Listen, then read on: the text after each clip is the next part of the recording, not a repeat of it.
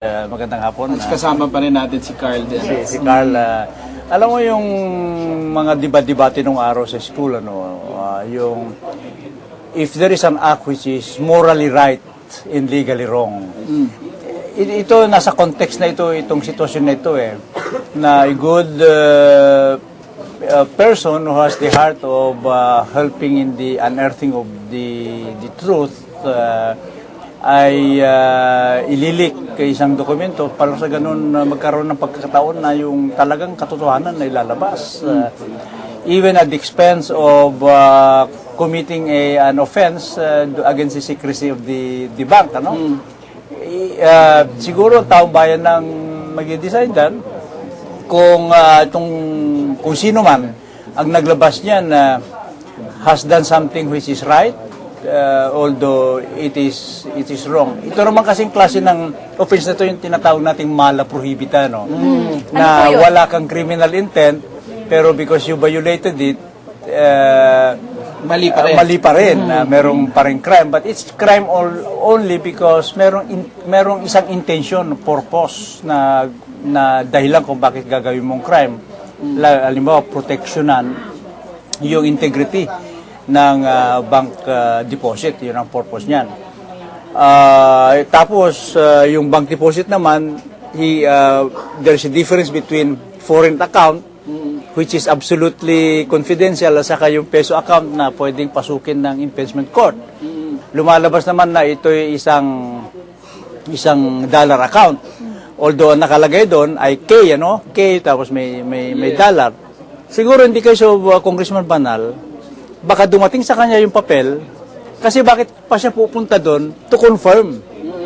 In short, meron ding nagmalasakit na gusto niya makatulong, at siguro nagugulat siya sa laki ng perang pumapasok dito at ibinigay sa kanya. So pinuntahan niya yung bank manager. Ang bank manager na makita niya pagkaalis ni Banal, tinignan niya agad. Siguro ang impression niya doon, totoo ito Paano nangyari ito? So, Dean, ibig niyo pong sabihin dahil maganda ang kanyang intensyon, he will not be held liable? Pero di po ba public well, hindi ko sinasabing held liable because we are lawyers. Dapat we call something that is violation talagang. Kung violation, we call it violation. Nilalagay ko lang doon sa konteksto ng there may be something that is wrong morally, right morally, pero tama, wrong legally. Halimbawa, yung isang asawa nasa bahay, may dumating na hinahanap yung asawa niya lalaki dahil papatay yung asawa niya lalaki. O, dito ba yung asawa mo? Sasabihin niya ngayon na wala. Nagsisinungaling siya, pero pinoprotektahan naman niya yung asawa niya. Pero ano yung tingin nyo, aside from that, yung itong mga huling lumabas about Congressman Banal, nitong araw na ito, mukhang maraming nilabas ang PS Bank officials na hindi naman almost usap yung pagkanan. Sa tingin ko, nagkaroon ng change ng posture ang bank, kasi noong mga nakarang araw, parang napakahirap alamin ang informasyon sa kanila. They are always hiding on yung confidentiality shield. Pero dito sinabi pa nung president na meron pang 2 account na dadalhin ko bukas So there is a change of attitude and perhaps cooperation. Baka naman ang bank policy is starting to cooperate more on this.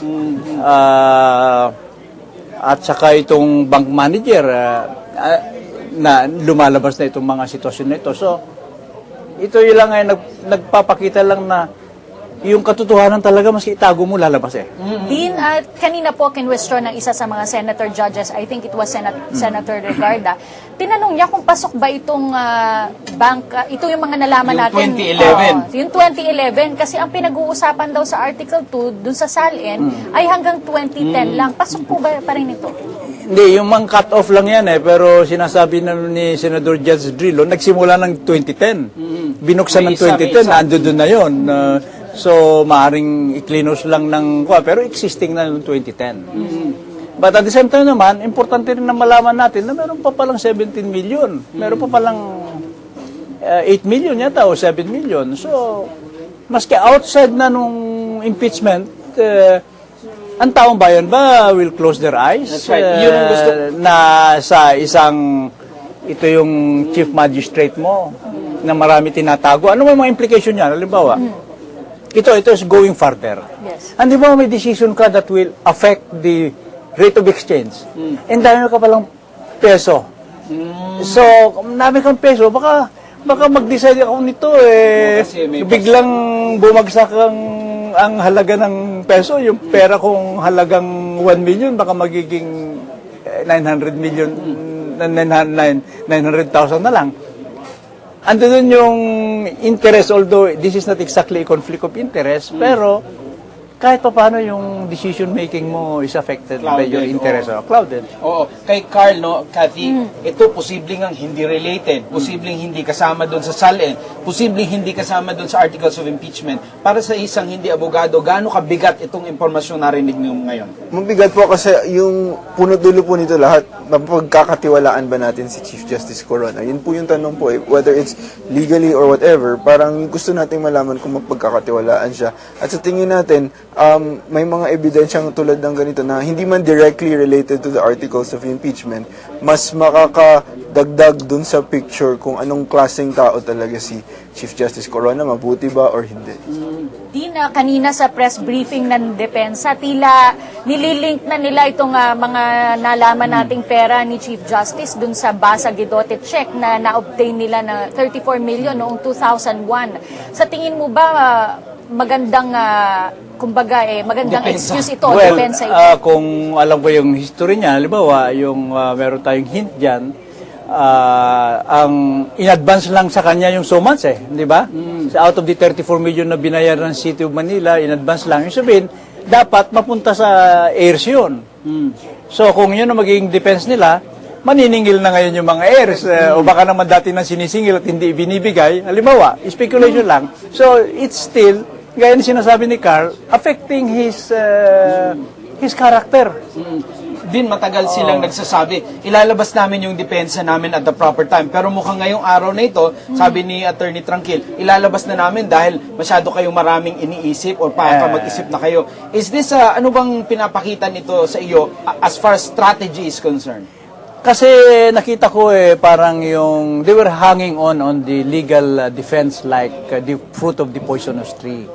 Pero lumalabas na dito sa development na ito na baka hindi mag-hold water dyan at ang taong bayan ay talagang nagbibigay na ng conclusion at they feel na it's about time na talagang magbigay na sila ng justification at yun na nakita naman na natin noon na this will be used yung 34 million to justify and account for this mga peso deposit pero granting kung makikita mo ang laki-laki na yan last week lang yata nakita natin 20. ang dami na yun 30 plus tapos 30 nadagdagan plus. pa ng 24 ba ngayon? Tapos itong 17 million at saka 7 or 8 million. So, yung 34 million maaring kulang pa yan, ano? Pagsumahin. Baka kung may stats ka, baka lahat ng hawakan mo magiging pera para may account, ma-justify mo na ngayon yung halagang yon. And I think he has the Midas stats. Yun ang mabigat. That will be good defense. Midas Baka pagdating ng panahon na magiging defense yan, itong respondent, merong Midas stats Carl, para sa isang estudyante halimbawa, nung pag narinig nila ito na si Congressman Banal, merong hawak pumunta, anong impresyon ang nakikreate sa inyong isipan? Sa tingin ko po, nakikita natin na may mga naghahanap talaga ng ebidensya. Yung pumapasok sa isip ko naman ngayon is, saan kaya nakuha ni Congressman Manal yung photocopy na yun? Paano kaya niya naisip na talagang totoo yung document na yun, na hindi lang yun random photocopy of a random client, at na-convince siya na mag-approach ng isang bank manager tulad ng sinabi ng witness kanina. So, nakaka-curious po kung paano niya nalaman, saan niya nakuha, para mapaliwanagan din kung bakit naging may access yung prosecution dun sa mga dokumentong tulad na Kaya nasabi. nga, pinasusumpina na si Congressman Banal ng impeachment court, no, Mark?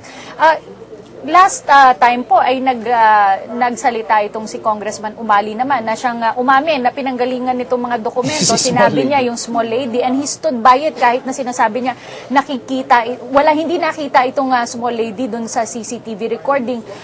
Paano po ito ngayon makakaapekto dun sa mga statements na napalabas na nung una?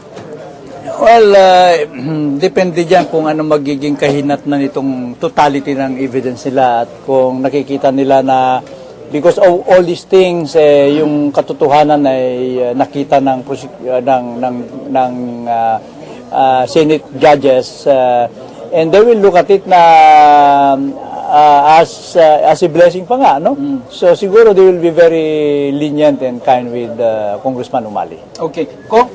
Din, kanina, nakita po natin na medyo mabait si Senator Miriam sa prosecution panel at mukhang tinulungan niya pa nga itong prosecution para ayusin yung testimonya nitong bank manager. Pagkatapos nag-cross-examine ni Justice Cuevas, tumulong pa uli si Senator Miriam. Sa tingin niyo po ba talagang okay lang yung ginawa ni Senator Miriam? Alam mo, nag-iisip ako dahil kung nagiging matapang masyado si Senator Miriam, nasasaktan yung prosecutor. Kung masyado siya mabait, nasasaktan pa rin yung prosecutor dahil nagmumukhang mahina sila, di ba? So, either mabait siya o matapang siya, nakakasakit pa rin.